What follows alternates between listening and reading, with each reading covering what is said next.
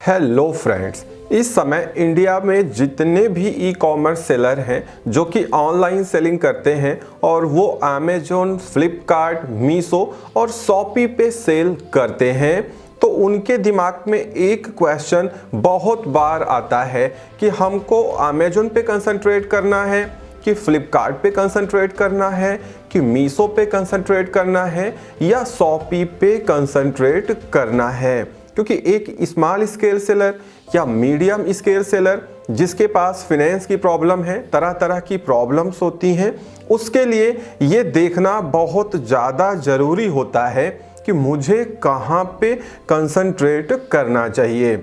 आज की इस वीडियो में मैं ये सारी बातें आपको क्लियर कर दूंगा कि आपको अमेजोन पे कंसंट्रेट करना है, फ्लिपकार्ट पे कंसंट्रेट करना है या मीशो या शॉपी पे कंसंट्रेट करना है, किस में आपका कैरियर ज़्यादा अच्छा रहेगा, किस मार्केट प्लेस पे कौन सा प्रोडक्ट ज़्यादा सेल होता है जिसको सेल करके आप आगे निकल सकते हैं, क्या स्ट्रेटजी है इन मार्केट प्लेसेस की जिसको आपको एडॉप्ट करना पड़ेगा। ऐसे बहुत सारे डाउट्स हैं जो कि मैं इस वीडियो में क्लियर कर दूंगा। तो चलिए वीडियो में आगे बढ़ते हैं। लाइक, शेयर, सब्सक्राइब करना बिल्कुल नहीं भूलिएगा। पहले बात करते हैं अमेजोन इंडिया की। आप सभी को मालूम है अमेजोन इंडिया एक वेल एस्टेब्लिश कंपनी है, एक $1 ट्रिलियन कंपनी है जिसके पास किसी भी तरह की कोई प्रॉब्लम नहीं है। और अमेजोन आज की डेट में भी इंडिया में ई कॉमर्स किंग माना जाता है, क्योंकि आज भी अमेजोन ने इंडिया के कस्टमर्स में ऐसा ट्रस्ट बिल्डअप किया है जो कि अभी भी कंटिन्यू बना हुआ है। और अमेजोन के जो कस्टमर्स हैं वो ज़्यादातर कस्टमर्स अमेजोन पे आज भी भरोसा करते हैं। अब यहाँ पे अगर आप अमेजोन पर सेल करते हैं या सेल करने का मन बना रहे हैं तो एक बात दिमाग में रखिए कि अमेजोन शुरुआत से ही आपको वो सारी फैसिलिटी देता है जो कि एक पुराने सेलर को वो देता रहता है। मतलब अगर आप अमेजोन इंडिया पे सेल कर रहे हैं या करने जा रहे हैं तो आप पहले दिन से ही उनके FBA मीडियम में इनरोल कर सकते हैं और अपना पूरा प्रोडक्ट अमेजोन के वेयर हाउस पहुंचा सकते हैं। उसके बाद आपकी सारी टेंशन खत्म, सारा काम अमेजोन करेगा, आपको सिर्फ वहां पे स्टॉक भिजवाना रहेगा, जिससे अगर आप कहीं जॉब करते हैं या आप part time e commerce selling कर रहे हैं तो आपके लिए तो बहुत बेहतर है। इससे क्या होगा, पहले दिन से ही आपके प्रोडक्ट पे प्राइम टैग भी आ जाएगा, साथ में FBA का टैग भी मिल जाएगा जो कि फ्लिपकार्ट में नहीं होता है। फ्लिपकार्ट दोस्तों क्या करता है, जैसे अमेजोन में प्राइम है या FBA है, ऐसे फ्लिपकार्ट में FACO'd होता है, ये आप सबको मालूम है। बट फ्लिपकार्ट शुरुआती दिनों में आपको उतना फेवर या सपोर्ट नहीं करता है, क्योंकि वहाँ पे FACO'd का टैग पाने के दो तरीके हैं। या तो आपको स्मार्ट सेलर बनना पड़ेगा या तो आपको अपने आइटम फ्लिपकार्ट के वेयर हाउस में भिजवाने पड़ेंगे, मीन्स FBF करने पड़ेंगे, फुलफिलमेंट बाय फ्लिपकार्ट करने पड़ेंगे। बट प्रॉब्लम फ्लिपकार्ट में ये है कि यहाँ पे दोनों ही प्रोग्राम इनविटेशन बेस हैं। मतलब बिना फ्लिपकार्ट के इनवाइट किए ना तो आप स्मार्ट सेलर बन सकते हैं और ना ही अपना आइटम फ्लिपकार्ट के वेयर हाउस में भेज सकते हैं। तो चाह कर भी आप कितने बड़े सेलर क्यों ना हो, आप शुरुआती दिनों में FACO'd का बैगेज नहीं ले पाएंगे, जो फ्लिपकार्ट सेलर के लिए एक बड़ी ड्रॉबैक मानी जाती है। दूसरी प्रॉब्लम फ्लिपकार्ट के साथ में ये आती है कि फ्लिपकार्ट ने पहले ही डिक्लेयर करके रखा है कि भाई हम टियर के हिसाब से विजिबिलिटी प्रोडक्ट्स की देते हैं। मतलब जब आप जाएंगे, इनरोल करेंगे, साइन अप करेंगे तो आप ब्रॉन्ज सेलर माने जाएंगे और आपके प्रोडक्ट्स की विजिबिलिटी बहुत कम रहेगी। अब तब तक आपकी विजिबिलिटी नहीं बढ़ेगी जब तक आप सिल्वर, गोल्ड या डायमंड में नहीं चले जाते हैं। उसके लिए डिफरेंट क्राइटेरियाज हैं, मैं ऑलरेडी वीडियोज बना ही चुका हूं, वो वीडियोज आप देख लीजिएगा, आपको सारी चीज़ें क्लियर हो जाएंगी। तो फ्लिपकार्ट में ये भी एक प्रॉब्लम है प्रोडक्ट विजिबिलिटी को लेके, बट ये प्रॉब्लम अमेजोन में बिल्कुल नहीं है। अमेजोन में कहीं भी ये नहीं लिखा है कि हम नए सेलर को कम विजिबिलिटी देंगे और जो बड़े सेलर्स हैं उनको ज़्यादा विजिबिलिटी देंगे। यहाँ पे अमेजोन सारे सेलर्स को इक्वली ट्रीट करता है। पर एक बात ये है कि जब आप थोड़े बड़े सेलर बन जाएंगे, अमेजोन पे अच्छा करने लगेंगे, फिर आपको वो अपने पॉलिसी के ट्रैप में ले जाते हैं। अगर आप उनकी पॉलिसी मानने से इनकार करते हैं या उनको नहीं मानते हैं, फिर वो आपकी विजिबिलिटी को डाउन करते हैं। बट शुरुआती दिनों में वो आपको पूरा सपोर्ट करेंगे और अगर आप उनकी पॉलिसी को फॉलो करते रहेंगे, जैसा वो कह रहे हैं वैसा करते रहेंगे, तो फिर वो आपको हमेशा सपोर्ट करते रहते हैं। लेकिन एक बात आप याद रखिए, Amazon pure customer centric market place है। मतलब अमेजोन अगर सेलर पे 20% भरोसा करता है तो वो कस्टमर पे 80% भरोसा करता है। कहने का मतलब ये है कि वहाँ पे सब कुछ कस्टमर के हिसाब से चलता है। इसीलिए अमेजोन में सेलर को अडॉप्ट करने में थोड़ा टाइम लगता है, क्योंकि आए दिन अमेजोन आपको वार्निंग देगा, नोटिस देगा, बहुत सारी चीज़ें आपसे करवाएगा, जो कि फ्लिपकार्ट में इतना नहीं है। फ्लिपकार्ट दोस्तों थोड़ा स्ट्रेट फॉरवर्ड मार्केट है। मतलब यहाँ पे क्या है ना कि ज़्यादा आपको वार्निंग्स, नोटिफिकेशन, वायलेशन नहीं देखने को मिलते हैं। एक बार आपकी लिस्टिंग QC पास हो गई तो फिर कभी ये नहीं होगा कि आपने टाइटल गलत लिखा है, आपने बुलेट पॉइंट गलत लिखा है, आपने इमेज गलत अपलोड की है। ये सब फ्लिपकार्ट पे नहीं होता है। और साथ में मैं आपको और भी बता दूं, फ्लिपकार्ट अमेजोन के कंपैरिजन में थोड़ा सा अपने सेलर का फेवर भी करता है। वैसे ये मेरा ओपिनियन है, जितनी बातें मैं आपको बता रहा हूँ ये मेरा अपना खुद का एक्सपीरियंस है जो मैं आपको शेयर कर रहा हूँ। मेरा ये कोई भी एम नहीं है कि मैं किसी भी मार्केट प्लेस को ऊपर दिखाऊं, ऊंचा दिखाऊं या नीचा दिखाऊं। ठीक है, मीन्स कुल मिला के आपके प्रॉफिट की बात है। अगर आप ध्यान से सुन रहे होंगे तो आपको सारी चीजें क्लियर हो जाएंगी। हाँ, एक बार फ्लिपकार्ट अगर आपको आगे की तरफ ले गया, मतलब आपका जो टियर है वो चेंज हो गया। वैसे फ्लिपकार्ट में एक नया रूल आ गया है। अब टियर जो 90 दिन में चेंज होता था वो 15 दिन में भी चेंज हो सकता है। अगर आपको इस रूल के बारे में आइडिया नहीं है तो आप कमेंट करिएगा, मैं इसके लिए एक दूसरी वीडियो अपलोड करूंगा।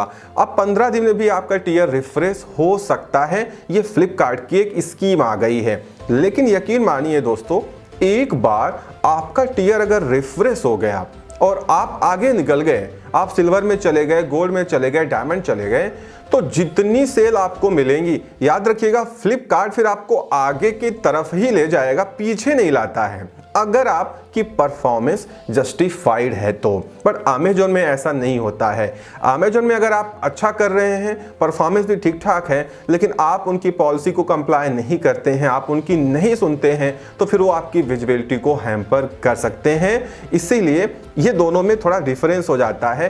फ्लिपकार्ट में अगर एक बार आप आगे निकल गए और आप अच्छा कर रहे हैं, आपकी ज़्यादा कंप्लेन नहीं आ रही है, तो फिर आप और आगे निकलते हुए चले जाएंगे। तो ये डिफरेंस है बेसिकली अमेजोन और फ्लिपकार्ट में। बात करें SPF क्लेम्स की या जो भी क्लेम आप फिलअप करते हैं, तो फ्लिपकार्ट ज़्यादा जल्दी सेटलमेंट देता है एज कंपेयर टू अमेजोन। अब एक बात आप सभी को ध्यान देनी है, वो है पैसे की, पेमेंट की, जो कि मेन चीज है। पेमेंट अगर आपको टाइम से नहीं मिलेगी तो फिर बिजनेस करने में मजा नहीं आता है। यहाँ पे क्या है, अमेजोन 10 दिन, 7 दिन, 3 दिन डिपेंडिंग अपॉन द टियर, जिसको हम स्टेप प्रोग्राम बोलते हैं, उस हिसाब से आपको पेमेंट दे देता है। लेकिन फ्लिपकार्ट लगभग 15 दिन तक शुरुआत में आपकी पेमेंट को होल्ड रखता है, उसके बाद पेमेंट को रिलीज करता है। तो अगर आप फ्लिपकार्ट पे सेल कर रहे हैं तो शुरुआती दिनों में आपको थोड़ी सी फाइनेंस की प्रॉब्लम हो सकती है, क्योंकि 15 दिन के बाद ही फ्लिपकार्ट आपको पेमेंट रिलीज करेगा। अब अगर बात करें शॉपी की या मीशो की, याद रखिए शॉपी हो और मीशो हो, ये दोनों ही मार्केट प्लेस इंडिया में नए हैं एक तरीके से। अभी इन्होंने इतना कस्टमर ट्रस्ट बिल्डअप नहीं किया है, इसीलिए ये कस्टमर्स को अट्रैक्ट करने के लिए, सेलर्स को अट्रैक्ट करने के लिए तरह तरह के ऑफर्स देते हैं, स्कीम चलाते हैं, जिससे कस्टमर इनकी तरफ खिंचा हुआ चला आए। क्योंकि ये मार्केट्स अभी सेटल्ड नहीं है इंडिया में। तो अगर आप शॉपी पे बेच रहे हैं, अगर आप मीशो पे बेच रहे हैं, तो यहाँ पे आपको प्रॉब्लम्स फेस करनी पड़ेंगी, चाहे वो रिटर्न्स को लेकर के हो या वहाँ पे दूसरी क्लेम्स की प्रॉब्लम हो। चाहे आप SPF क्लेम मीन्स अगर आपका आइटम चेंज हो गया, सिक्योरिटी यूनिट की प्रॉब्लम आ गई, तो क्लेम सेटल होने में भी प्रॉब्लम आती है। इनकी एल्गोरिथम भी बाइस्टेबल नहीं है। हो सकता है एक दिन आपके बहुत ऑर्डर आ जाए, हो सकता है अगले दिन बहुत कम ऑर्डर आए, मतलब यहाँ पे सेल्स वेलोसिटी मेंटेन नहीं होती है। इस तरीके से बड़ी प्रॉब्लम्स यहाँ पे आती रहती हैं। तो अगर आप शॉपी या मीशो पे सेल करते हैं तो इन प्रॉब्लम्स को फेस करने के लिए आप तैयार रहिए। एक बात आप सभी लोग दिमाग में रखें, अमेज़न पे सारी कैटेगरी की लगभग इक्वल सेल्स हैं, थोड़ी मोड़ी कम ज़्यादा हो सकती हैं। यही हाल है फ्लिपकार्ट का। लेकिन अगर आप मीशो पे सेल करते हैं तो मीशो पे अगर आप हाउस होल्ड प्रोडक्ट या फैशन कैटेगरी के प्रोडक्ट या लाइफ स्टाइल प्रोडक्ट्स बेचते हैं तभी आप ग्रो कर पाएंगे, क्योंकि मीशो का जो कस्टमर बेस है उसमें 70 to 80% लेडीज हैं, फीमेल्स हैं, महिलाएं हैं। तो अगर आप उनको लेके नहीं चलेंगे और आपका प्रोडक्ट फीमेल सेंट्रिक नहीं होगा तो मीशो पे कभी भी आपको सक्सेस नहीं मिलेगी।